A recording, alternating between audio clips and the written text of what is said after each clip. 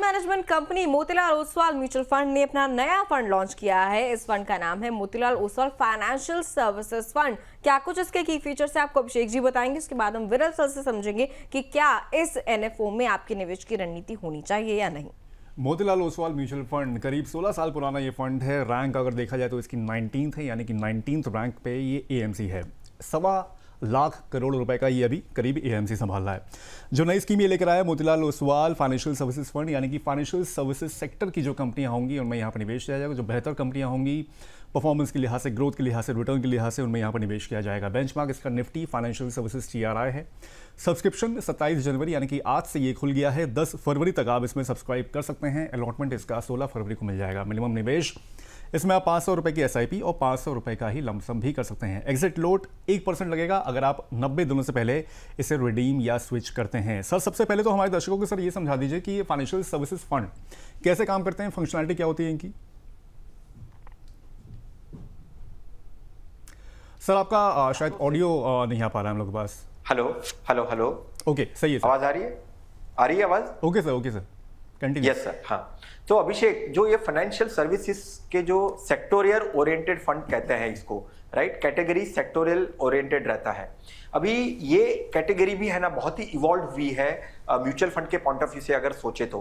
कैसे इवॉल्व हुई है? शुरू में जब कभी भी कोई ऐसे फाइनेंशियल सेक्टर के फंड्स आते थे वो सिर्फ बैंकों में निवेश करते थे, राइट। पर जैसे जैसे इंडस्ट्री में ऐसे कंपनियां लिस्ट हुई और वहां पे भी बहुत सारे चेंजेस म्यूचुअल फंड कंपनियों ने भी किए अपने फंड के पॉइंट ऑफ व्यू से। अभी मैं मोतीलाल ओसवाल के फंड के पॉइंट ऑफ व्यू से भी मैं कहूं तो ये जो फाइनेंशियल सर्विसेज वाला फंड है डिफरेंट सब सेक्टर्स में निवेश करेगा।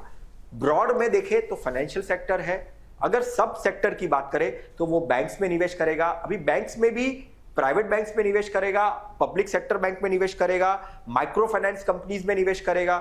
तो ये जो बदलाव है वो बहुत ही सही तरीके से म्यूचुअल फंड इंडस्ट्री ने अपने फाइनेंशियल सर्विसेज वाले फंड्स में निवेश किया है। सिर्फ बैंक्स नहीं, वो इंश्योरेंस में भी निवेश करेगा। जनरल और लाइफ इंश्योरेंस कंपनीज जो आई है कुछ सालों से, जो लिस्ट हुई है, उसमें भी निवेश करेगा। कैपिटल मार्केट से जुड़े हुए जो कंपनी लिस्ट हुई है, जो एसेट मैनेजमेंट कंपनीज है, ब्रोकर्स की कंपनी है, वेल्थ मैनेजमेंट फर्म्स है, उसमें निवेश करेगा। और फिनटेक, जो हम कहते हैं कि न्यू एज कंपनीज जो है, वो भी लास्ट 1-2 साल में काफी मार्केट्स में आई है या आने वाले समय में और लिस्ट होगी। जैसे डिजिटल पेमेंट है, क्रेडिट इकोसिस्टम है, ऐसे जो टेक बेस्ड कंपनीज हैं वो जो आएगी मार्केट में, वहां पे भी ये जो मोतीलाल ओसवाल का जो फाइनेंशियल सर्विसेज फंड है वो निवेश करेगा। बट मैं यही बात अगर मैं 5 साल पहले या 10 साल पहले करता तो जो उसका निवेश का जो रिस्ट्रिक्शन था वो बहुत ही जो था, उसका जो दायरा था वो बहुत ही छोटा दायरा था। बट अब जो फाइनेंशियल सर्विसेज फंड आ रहे हैं, जो फाइनेंशियल सेक्टर से जुड़े हुए फंड्स आ रहे हैं स्पेसिफिकली, उसका जो दायरा है वो बहुत ही बढ़ गया है और जो उसका स्कोप है वो भी काफी ज्यादा बढ़ गया है। ठीक है सर, तो ये रणनीति होगी इस पर्टिकुलर फंड की। निवेश इस तरीके से ये करेगा अलग अलग सेक्टर्स में, जैसे कि सर ने बताया। सर, रिस्क को अगर देखें, इस तरीके के फंड में किस तरीके का रिस्क जुड़ा हुआ होता है? देखिए, काफी high risk high return point of view से स्ट्रेटेजी होती है। वो रिस्कोमीटर जो है ये फंड का, वो हाई रिस्क हाई रिटर्न वाला होगा, राइट। आप हाई रिटर्न एक्सपेक्ट कर सकते हैं बट रिस्क भी उतना ही लेंगे। अभी देखिए, ये स्ट्रेटेजी भी थोड़ी सी मैं यहाँ पे लोगों को, निवेशकों को समझाने की कोशिश करता हूं। देखिए, जैसे कहा मैंने, ये सब सेक्टर में निवेश करेगा। ब्रॉडली वो फाइनेंशियल सेक्टर रहेगा, तो जो सब सेक्टर होंगे वो रोटेशन में चेंजेस करेंगे। जो सब सेक्टर, चाहे वो बैंक्स हो, चाहे वो न्यू एज फिनटेक कंपनीज हो, चाहे वो इंश्योरेंस कंपनी हो, चाहे वो कैपिटल मार्केट्स के जुड़ी हुई कंपनीज है, वो जिस तरह से मार्केट चलेगा, जिस तरह से वो निवेश करेंगे, जिस तरह से सेक्टर चेंज होगा, उस तरह से उसमें करेंगे। 20 से 25 स्टॉक्स में ही वो निवेश का पोर्टफोलियो बनाएंगे, तो कॉन्सेंट्रेटेड पोर्टफोलियो रहेगा। कोर और अल्फा स्ट्रेटेजी दोनों का मिश्रण ये पर्टिकुलर स्ट्रेटेजी में रहेगा। इसके वजह से क्या होगा कि ये जो फंड है ओवरऑल वो हाई रिस्क वाला फंड बन के रह जाएगा। तो उसमें जो आपका टाइम टेन्योर भी है वो कम से कम 5 साल से 7 साल का होना चाहिए। आप 1-2 साल से के पॉइंट ऑफ व्यू से निवेश करेंगे तो नहीं चलेगा। सर, किस तरह के निवेशकों के लिए फंड सही रहेगा अगर देखा जाए तो? देखिए, मुझे लगता है कि आपने जो आपका कोर पोर्टफोलियो है, राइट, वो ऑलरेडी बना के रख दिया है। आपको अभी सैटेलाइट पोर्टफोलियो बनाना है, यानी आप सिर्फ 5 से 10% का एलोकेशन ऐसे सेक्टोरियल फंड में निवेश कर सकते हैं। आपका जो कोर फंड हो, कोर स्ट्रेटेजी हो, वो आपका flexi cap, multi cap, focus fund, large and mid cap fund, small cap से बना सकते हैं। बट जो सैटेलाइट वाला पोर्टफोलियो है जिसमें ज्यादा रिस्क होता है और time horizon point of view से कम आपको 5 साल 7 साल या उससे ज्यादा का टाइम देना रहता है, तो वो सैटेलाइट पोर्टफोलियो आप ऐसे सेक्टोरियल फंड से बना सकते हो। ठीक है सर। वैसे इस पर्टिकुलर फंड में, Motilal Oswal financial services fund में, आपकी निवेश की सलाह रहेगी इस एनएफओ में?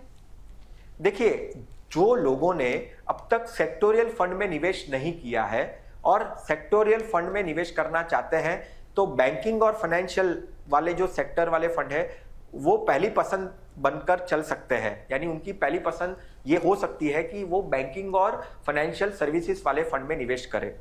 जिन्होंने ऑलरेडी सेक्टोरियल फंड में निवेश करके रखा हुआ है, उसके लिए मेरा सुझाव रहेगा कि ऐसे फंड से अवॉइड करिए, क्योंकि आपने ऑलरेडी आपका सैटेलाइट का स्ट्रेटेजी बना के रखा हुआ है आपके पोर्टफोलियो में।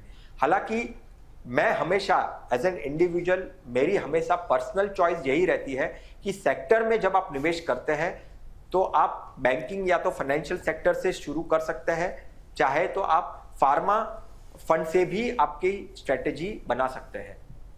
ठीक है सर। वैसे सेक्टर वाइज आपने अगर मोतीलाल ओसवाल की फाइनेंशियल फंड्स या बीएफएसआई फंड से अगर बाहर निकल के अगर जाएं हम लोग, तो और कौन से सेक्टर्स आप देख रहे हैं कि जो इस साल काफ़ी अच्छा प्रदर्शन कर सकते हैं परफॉर्मेंस वाइज? देखिए, मुझे लगता है कि ये फार्मा फंड, मैंने अभी थोड़ी देर पहले ही कहा, फार्मा फंड मुझे थोड़ा सा पॉजिटिव दिख रहा है। मुझे आईटी का भी एक पॉजिटिवनेस दिख रही है, क्योंकि देखिए अगर हम देखें ना, जिसमें ज्यादा गिरावट आती है बट ओवरऑल सेक्टर की स्ट्रेंथ बहुत ही अच्छी होती है, यानी कंपनीज ज्यादा अच्छा होती है, उनके बिजनेस काफी अच्छा होता है, ओवरऑल उनका जो बैकग्राउंड या तो उनका जो टाइम ड्यूरेशन, उन्होंने टाइम ज्यादा स्पेंड किया है मार्केट में, राइट, मैनेजमेंट काफी क्वालिटी होता है, तो ऐसे सेक्टर के पॉइंट ऑफ व्यू से आपके पोर्टफोलियो में होना चाहिए। तो मैं बैंकिंग एंड फाइनेंशियल रखता हूं, मैं फार्मा के बारे में सोचता हूं हमेशा, वो आपके पोर्टफोलियो में आप रख सकते हैं, आप आईटी को रख सकते हैं, और एक आप consumer FMCG point of view से भी आप आपके पोर्टफोलियो में शामिल कर सकते हैं।